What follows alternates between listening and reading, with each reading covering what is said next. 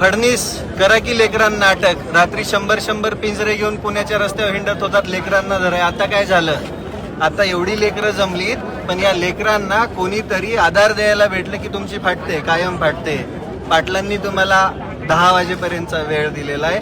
10 वाजेपर्यंत निर्णय होणं अनिवार्य आहे. या लेकरांची रास्त मागणी आहे. एक तर परीक्षा तुम्ही 7 महिने पुढे ढकलून या लेकरांवरती अन्याय केलाय. 1 वर्षाची वय वाढ हे कायद्याने मागत आहेत, कारण की तो अन्याय तुम्ही केलेला आहे.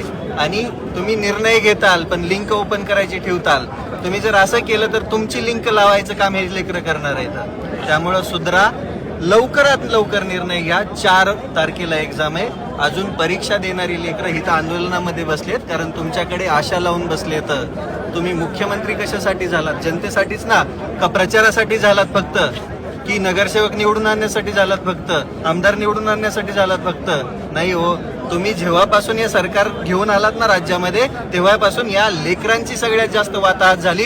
कारण तुमच्या कार्यकाळामध्ये एकही भरती नीट झाली नाही, एकाही लेकराला व्यवस्थित आणि समान न्याय भेटला नाही. हे सगळ्यात मोठं तुमचा अपयश आहे. त्यामुळं आता तरी सुधरा आणि या लेकरांच्या एकजुटीसाठी यांच्या हातामध्ये GRच द्या.